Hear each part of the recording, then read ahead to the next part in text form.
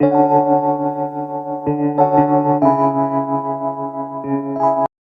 Friends, कैसे हैं आप सब। आई होप कि आप सब बहुत अच्छे होंगे। तो वेलकम है आपका मेरे चैनल में लर्न एंड ग्रो विद शीतल में। आज का जो मेरा टॉपिक है वो मुझे बताना है बीएड एंट्रेंस से रिलेटेड, यूपी बीएड, जिसके फॉर्म्स की डेट एक्सटेंड हो गई है, जिसके बारे में मैंने अपने यूट्यूब जो चैनल है उस पर बता रखा है, वीडियो पड़ी है, आप लोग जाकर के प्लीज़ ज़रूर देखिए।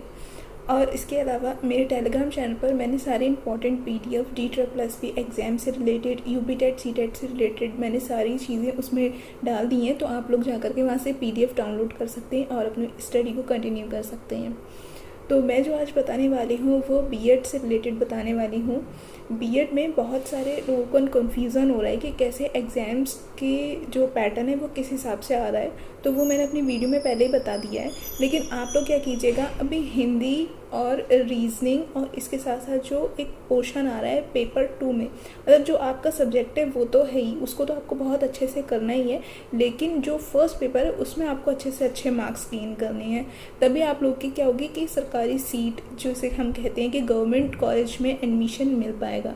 तो इसके लिए आप लोग क्या कीजिएगा, हिंदी, रीजनिंग और जो मैथ्स वाला पोर्शन आ रहा है, जीके जीएस और मैथ्स प्लस आता है जिसमें, उस चीज़ को आप बहुत अच्छे से प्रैक्टिस कर लीजिएगा। हिंदी के लिए मैंने आपको बताया था आदित्य पब्लिकेशन की बुक, उससे आप लोग क्या कीजिएगा, तैयारी कर लीजिएगा, उसको अच्छे से पढ़ लीजिए, सारे ही टॉपिक्स उसमें दिए हुए हैं, तो आप इसको आराम से पढ़िए और बार बार उसका रिवीजन कीजिएगा। तो उससे क्या होगी, आपको बहुत अच्छे से एग्ज़ाम में अगर क्वेश्चन आएगा तो आप आराम से कर ले जाएंगे। अगर आप लोग को इसके अलावा मुझसे भी कोई भी हेल्प चाहिए तो आप लोग कमेंट बॉक्स है, कमेंट बॉक्स में लिख दीजिएगा, तो मैं उसको पढ़ लूँगी और उसके बाद उससे रिलेटेड मेरे पास मटेरियल होगा तो मैं अपनी टेलीग्राम चैनल पर शेयर कर दूँगी। टेलीग्राम चैनल का जो लिंक है वो मैंने डिस्क्रिप्शन बॉक्स में दे रखा है, तो आप लोग जाइए वहाँ से ज्वाइन कर लीजिएगा, सब्सक्राइब कर लीजिएगा, और उससे आपको जितने भी मैं पीडीएफ डालूँगी किसी भी एग्ज़ाम से रिलेटेड तो वो आप लोग को मिल जाएगा। ठीक है, तो हिंदी के लिए मैंने आपको बता दिया कि आदित्य पब्लिकेशन की बुक, उससे आप बहुत अच्छे से कर लीजिए।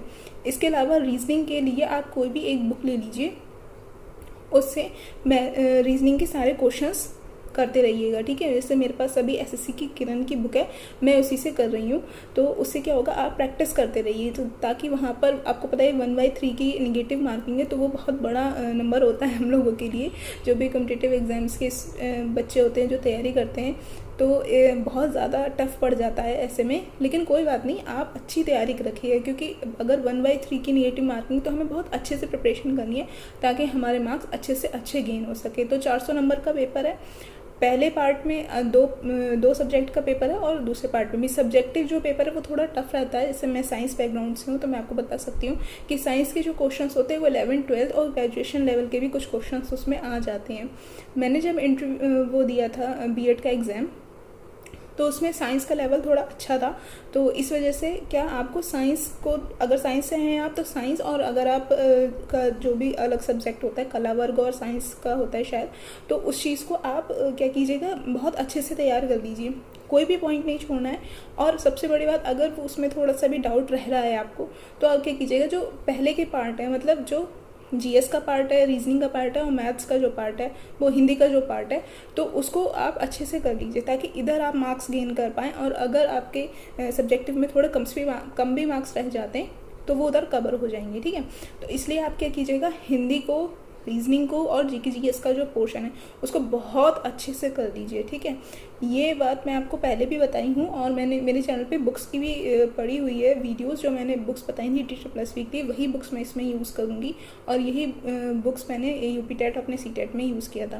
बेसिकली मैंने डीएलएड कर रखा है, लेकिन अभी मैंने फॉर्म फिल किया है बीएड का भी, तो आप लोग भी फॉर्म फिल कर लीजिएगा और एग्ज़ाम देते रहिए। अगर आपको बीएड नहीं भी करना है तो कोई बात नहीं, एग्ज़ाम दे दीजिए, उससे क्या होगी, आपकी तैयारी का पता चलता रहेगा कि हमारी कहाँ तक तैयारी एक्सटेंड कर रही है और कहाँ तक अभी जा सकती है, कहाँ पर अभी है। ठीक है, तो इस चीज़ को आप लोग तैयार कर लीजिएगा। बीएड से रिलेटेड अगर और भी कोई आपके माइंड में क्वेश्चंस आते हैं तो वो लोग आप मुझे बता दीजिएगा कमेंट बॉक्स में, और टेलीग्राम चैनल को ज़रूर ज्वाइन कर लीजिएगा। मुझे अब कर और भी कोई बीएड से रिलेटेड मिलती हैं पीडीएफ्स वगैरह, तो वो मैं आपको शेयर कर दूँगी, ठीक है।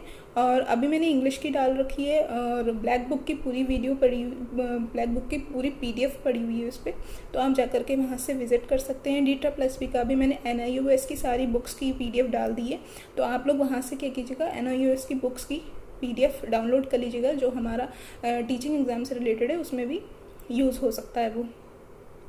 इसके बाद मैं आती हूँ, मैंने उसमें अभी और भी पीडीएफ्स जो हैं उसमें मोस्टली मैंने डाल दी हैं, और DEETA+B का भी मैंने सिलेबस डाल दिया है। तो अगर आपके रिलेटिव कोई हैं जो इससे रिलेशन रखते हैं, तो आप लोग उनको शेयर कर दीजिएगा। मैंने टेलीग्राम चैनल पर सभी कुछ डाल दिया है, ठीक है।